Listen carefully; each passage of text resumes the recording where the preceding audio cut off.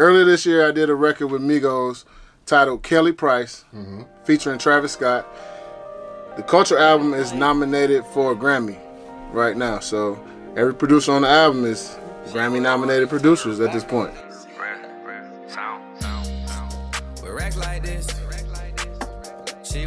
Alright, man, it's your boy Starter Cam, Dirty Boys Hot 179, checking in one time for the one time. I got my dog Cash Clay in the building. We're about to go into an unbarking of the unheard story behind the producer, the beat maker, what else? Give me some engineer, mixer, master, everything. You do everything, right? Try to. Okay. Okay. Let's start from the beginning. Like, where are you originally from? We're in Atlanta now, so where are you originally from? Okay. Originally, I'm from St. Louis, Missouri. I've been in Atlanta. For y'all looking at ain't from here, you know, that ain't here. I've been here since '98. Wow. So I've been here a while. I went to Morehouse College. Met a lot of people, man. So I just been down here ever since. Dope. Yeah. So like early start. Just what was it like growing up for Cash Clay in the beginning? Growing up, period, like from high school and all that. Yeah. It was cool. Like, it was rough in St. Louis with the gang activities. That's why I don't really get into that. You know what I'm saying? Because it's real to me. You know what I'm saying? So that part was, I veered away from that. I went to the music and the sports. You know what I'm saying? More so. And then growing up, I started rapping at 16 in high school. Then took that to college. When I came to Morehouse, I was rapping. Met another producer down here. He go by the name of Jay Hen. Okay. That's one half of the business production. Right. So he showed me how to make beats before he got his deal and went to LA. So that's pretty much how I got started with the producing. Wow. Yep. So you still stay in Atlanta? Yeah, I'm here. Why don't you move out to LA like a lot of these other producers? A lot of producers are saying they're just moving to LA just to tread different waters because it's a lot more talent in LA. And why don't you move out to LA? To be real, I had a deal out there in LA, and I was contemplating that. But what happened was when I went to LA, I realized I didn't make my impression in Atlanta. I've been here all these years. So I came back and made my impression felt. And so since then, I just been turned up. I felt like I had to turn up in the city where I'm from before I could move to another city. Okay. You know what I'm saying? All right. Well, let's talk about turning up. The turn up, right? Yeah. Like how would you say the producing process, it actually, like, what do you need in order to have that right producing process to go into the studio and make a hit for an artist? It ain't much for me. Pretty much, I just need to take a nap. You know what I'm saying? I don't need no drugs, no alcohol, none of that. That's really when you celebrate. Right. You know what I'm saying? I just need to have some rest, and people just cut my phone off and just go in. You know what I'm saying? I have a clear mind, think, I pray, then I go ahead and handle my business. Damn right. Yeah. Okay. So I mean, you talking about celebrating? Let's get to the nitty gritty. We talking about Grammys now. We nominated for Grammys, so I think we need to start popping some bottles. You dig? Yeah. Collars, we popping everything. Damn right. So like, you know, let them know specifically what you were nominated for those who don't know. Okay. Earlier this year, I did a record with Migos titled Kelly Price, featuring Travis Scott. The Culture album is nominated for a Grammy right now, so every producer on the album is Grammy-nominated producers at this point. You know what I'm saying? So that's big us. That's a very big accomplishment coming from where I'm from. I think that's pretty much anybody. You know what I'm saying? That's real. I mean, like the nomination itself, like it's an attestament to your hard work. You feel what I'm saying? You've been putting in the work long enough to the point where now you are being nominated for a Grammy. But even before the Grammy, the album went platinum. Right. You feel what I'm saying? Crazy, so I know the check got bigger once the album went platinum. It's the difference between, you know, just hitting 500,000 copies or, you know, gold copies. This thing went platinum. You feel what I'm saying? Man. How did that feel when you first heard that the album went platinum? I was so happy because my grandma, my grandpa, shout out to them. They get to see this, you know what I'm saying? That's what I do this for my family, so they get to see it. I was working so hard to try to accomplish and be successful for my family, and I'm glad they get to see it. So I was real happy they still living and they still get to see it, and I can help take care of them and do everything for them. So we bringing that platinum plaque to the crib. Damn right. You know so is there a music bug in your family, or is there anybody in your family that is really in tune with the music game right now?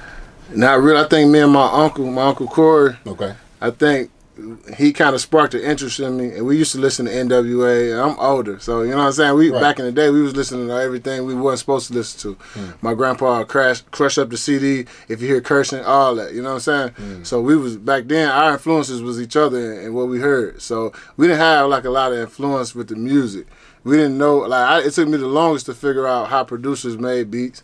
You know what I'm saying? Back then, you had to buy a lot of software. Hardware, equipment like MPCs and motifs and different keyboards and synthesizers. You know what I'm saying? Yeah. So it was hard to get in the game. So it took us the longest to figure that out. You know what I'm saying? So as far as what your question, like we didn't have no influence. It was it's kind of like we started this. You know what I'm saying? Okay. Me and my uncle. So let me ask you this: as a producer, right? You see a lot of young producers, I'm sure, that reach out to you and say, yo, I want to collab. Right. What would you give advice for a young producer that's on his way up or that's coming up out of college or is just sitting at home trying to figure it out? I would say to all the young up-and-coming producers, reach out to me. Reach out to people like me. Reach out to whoever. Because a lot of my placements came through other producers and other people that looked out for me, other engineers. It wasn't always the artists. It was people who had connections with the artists. I might get with an artist that's not the top artist on the label and work my way up from that artist. You know what I'm saying? There's different ways you can get up, you know, climb the ladder. You know what I'm saying? So I would say reach out to me, reach out to other producers. You know what I'm saying? Keep working and always keep working. It sounds cliche, but you got to keep working because when you get that moment, you gotta be ready. You know what I'm saying? You gotta stay ready. That's real. Okay. I know for a fact that you have been working for a long time. You've been putting in the work. Rappers, okay, we know rappers that you've worked with. R&B though, what do you feel like the R&B side really needs right now? Because R&B is definitely starting to get a bigger push in the recent future. I mean, in the recent past. You know what I mean? Like a lot of people are getting put on from the Scissors to the Jacqueeces. You know what I mean? Dej Los. You know what I mean? You got a record now on the radio right now with K-Camp called Racks Like This. You know what I mean? Let's talk about that. How does the R&B scene contrast from the rap scene, and how do you even, as a producer, stay in both lanes? I try to be versatile, but don't keep my focus. Okay. Because sometimes versatility can make you look like you don't have a focus. Like I do this, I do that, I do this. You know what I'm saying? People be like, you all over the place. Yeah. I try to make it make sense. If I'm gonna get into a genre, I'm gonna make it sound exactly how it's supposed to sound. So with the K-Camp record, hey, when Kelly Price came out, when that album went platinum, the first thing I'm thinking in my head, how I'm gonna top this. I'm not thinking, I'm cool, I'm happy about that, my grandma, everybody happy. I'm thinking like, hey, you only good as your last hit. You gotta keep working, man. Don't get hung up on that. Work. Like that K-Camp record was excellent. It's on the radio. That's my first radio single. It's starting to get a buzz.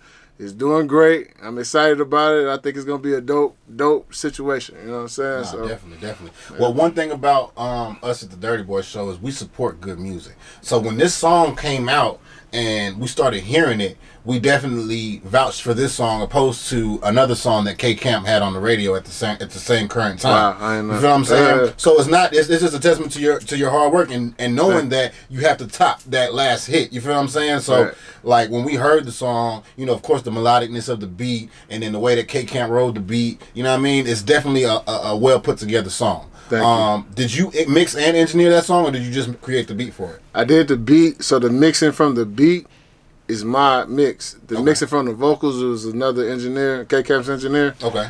So even with Kelly Price, the same way. They just took my mix and ran with it. They mixed the vocals, and that's my sound, really, at the end of the day, both records. Damn right. You know what I'm saying? And I didn't know that about the record, and that's big to me, too, because he had another dope record, Good Problems, produced by Music Majors. That's my family, and that's the dope record too. So you know what I'm saying? That Racks Like This, I want to make sure with that record it didn't sound like nobody else. It was me all day.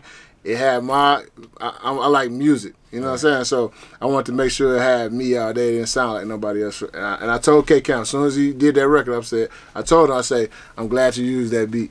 Yeah, out of all the beats I sent him, I'm glad you used that one. Nah, that one was definitely that was a real dope one. Yeah. So what is it like working in a studio with CashClayBeats? Like, what does it take for an artist to actually get to that point of even saying, yo, I gotta go work with CashClayBeats? What do I need to do in order to get in the studio with this guy? What would it take to get in the studio with CashClayBeats? That's a tough one. Right now, we're working on a compilation with T.I.G. Shout out to Oatmeal. That's my guy. With T.I.G. Think It's a Game. New records out with all their artists, and I'm really doing a compilation right now, so I'm tied up at the moment with that type of tip. But anybody can reach out to me on any social media. It's CashClayBeats at all of them, Instagram, everything. DM me. I get back. I listen to people's music. I do everything. I still stay down. You know what I'm saying? So you can get at me. I'll let you know what I got going on if we can make something work. Okay. Yeah. And they can follow you at CashClayBeats? Yes, sir. CashClayBeats. At CashClayBeats. Okay. On any social network. You know what I'm saying?